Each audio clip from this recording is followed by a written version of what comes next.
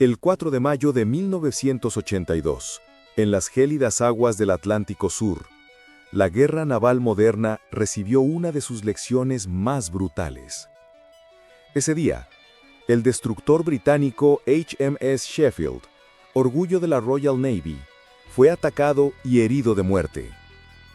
El Sheffield no era cualquier barco, era el cabeza de serie de los destructores tipo 42, diseñado específicamente para defender a toda una flota contra ataques aéreos. Un símbolo de la tecnología británica, un buque que debía ser imbatible en su misión principal, la defensa antiaérea. Y sin embargo, ese día terminó convertido en una antorcha ardiente en medio del Atlántico. ¿Por qué? Porque la soberbia, la negligencia y la cobardía institucional pesaron más que el acero de su casco. Esta es la historia de las 5 cachetadas, entre muchas otras, que recibieron los británicos en el Atlántico Sur. 5 golpes de realidad que demostraron que la Royal Navy no estaba lista para la guerra que enfrentaba. Primera cachetada: el buque antiaéreo que se cegó solo. En el momento del ataque, el Sheffield estaba en un estado de relajación increíble. No se había dado la orden de zafarrancho de combate. El capitán, James Salt, no estaba ni en el puente ni en el centro de información de combate. Pero lo peor, el Sheffield estaba transmitiendo comunicaciones por satélite con el sistema Scott. Esa transmisión dejaba ciegos sus propios equipos de guerra electrónica. El destructor antiaéreo, el escudo de la flota, se había autoanulado. Era como un arquero que en pleno combate se tapa los ojos antes de disparar. La Royal Navy confiaba tanto en su propia tecnología como en que los 5 Exocet entregados por Francia hasta ese momento eran inutilizables. Los británicos ni siquiera consideraban la posibilidad de un ataque real. Pero se equivocaron. A pesar del embargo internacional y la falta de soporte oficial, los técnicos argentinos lograron poner en funcionamiento los misiles Exocet en los Superetendad mediante ingeniería inversa, la colaboración con ingenieros franceses y la obtención extraoficial de los códigos necesarios. Así consiguieron adaptar el sistema, calibrar el lanzamiento y entrenar tácticas que permitieron realizar ataques exitosos. Eso fue una muestra de cobardía. La cobardía de subestimar al enemigo. Segunda cachetada: el avión explorador imposible. El ataque argentino fue coordinado. 2 aviones Superetendad armados con misiles Exocet AM-39 y un viejo avión explorador, Neptune SP-2H. El Neptune era un fósil volando, un avión de patrulla marítima diseñado al final de la Segunda Guerra Mundial. 30 años de antigüedad, tecnología arcaica, prácticamente un museo con alas. Y sin embargo, ese aparato anticuado fue decisivo. A las 10:07 Zulu, el Neptune detectó emisiones de radar británicas y pasó la posición exacta a los aviones de Apache. Un avión que los británicos habrían despreciado terminó siendo la pieza clave de la operación. La segunda cachetada fue simbólica. Un fósil de la Segunda Guerra Mundial humillando a un destructor del siglo XX. Tercera cachetada: la incredulidad. A las 13:56 Zulu, el HMS Glasgow detectó la señal del radar de los Superetendad. Su operador no dudó, dio la alarma, sonó el silbato, informó la posición. 2 contactos a baja altura, aproximándose a 450 nudos.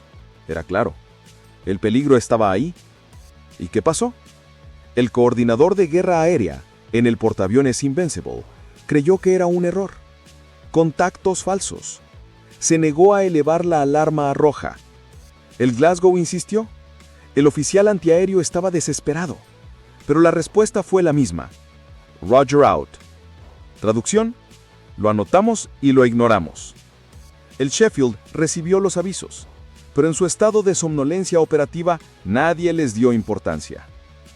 Esa fue la tercera cachetada: la incapacidad de creer en la amenaza, el miedo a aceptar la realidad, la cobardía de la burocracia naval frente a los hechos. Cuarta cachetada: el impacto. A las 14:02 Zulu, a solo 25 millas de distancia, los dos Super-Étendard argentinos lanzaron sus misiles Exocet, viraron y se retiraron al ras del mar. Su misión estaba cumplida. Menos de un minuto después, el Sheffield detectó la señal del misil. En el puente un teniente apenas alcanzó a gritar: "Missile attack! Hit the deck!". Era demasiado tarde. A las 14:03, el Exocet impactó por el costado de estribor apenas 2 metros sobre el nivel del mar. El misil abrió un desgarro de casi 5 metros en el casco. La explosión inutilizó los generadores de electricidad. El sistema contra incendios quedó fuera de servicio. Las bombas de agua fallaron una tras otra. Una estaba averiada. Otra fue destruida. Una tercera nunca arrancó. La única que funcionaba perdió presión por el agujero en el costado. En menos de un minuto, el puente, el centro de información y el centro de seguridad fueron invadidos por humo negro y tóxico. El incendio era tan intenso que los marineros sentían el calor de la cubierta del barco ardiendo bajo sus botas. El destructor, concebido como plataforma antiaérea para proteger a toda la flota, ni siquiera pudo protegerse a sí mismo. Esa fue la cuarta cachetada. La brutalidad de la realidad golpeando a un buque diseñado para una guerra que nunca entendió. Quinta cachetada. La reacción en Londres. El Sheffield ardió por horas. Tras 4 intentos desesperados por controlar el incendio, la tripulación recibió la orden de abandonar el barco. 20 hombres murieron, la mayoría cocineros y personal de servicios, atrapados en la zona del impacto. Los sobrevivientes, evacuados a otras fragatas, intentaban mantener la moral cantando la famosa canción de Monty Python, "Always look on the bright side of life". Era un intento de humor negro, de reír ante la tragedia. Pero la realidad era clara. El Sheffield estaba condenado. Durante 2 días, el destructor siguió ardiendo en el mar. El 10 de mayo, mientras era remolcado, se hundió finalmente en el Atlántico Sur. Se convirtió en el primer buque de la Royal Navy perdido en combate desde la Segunda Guerra Mundial. Y en Londres llegó la quinta cachetada. El hundimiento de un destructor moderno por un misil lanzado magistralmente causó pánico. En la Cámara de los Comunes se hablaba de no escalar el conflicto, pero detrás de ese discurso se escondía otra realidad. El gabinete de guerra británico ordenó planear la Operación Mikado, un plan desesperado y temerario. Enviar fuerzas especiales al continente argentino para destruir los Super-Étendard en su base y asesinar a los pilotos que los volaban. Esa fue la mayor muestra de cobardía. En vez de asumir sus errores, los británicos buscaron eliminar a los hombres que los habían humillado. El precio de ese Exocet fue mucho más que la pérdida de un barco. Fue un terremoto estratégico. Demostró que la Royal Navy, confiada en su arrogancia, podía ser herida de muerte por un enemigo subestimado. El Sheffield sucumbió ante un Exocet argentino. Pero no solo fue la audacia de esa acción. La falta de reacción de los sistemas antiaéreos, de la confianza excesiva en una tecnología y a una inteligencia que no respondió, marcó la tragedia. No fue un fallo individual, sino el resultado de un almirantazgo que no actuó a la altura de las circunstancias. El 4 de mayo de 1982, en el Atlántico Sur, quedó claro que la verdadera fragilidad de la Royal Navy no estaba en el acero de sus barcos, sino en el miedo de sus decisiones. Si te gustó este relato, no olvides suscribirte al canal, dejar un me gusta y compartir tu opinión en los comentarios. Eso me ayuda a seguir trayendo y mejorando historias como esta.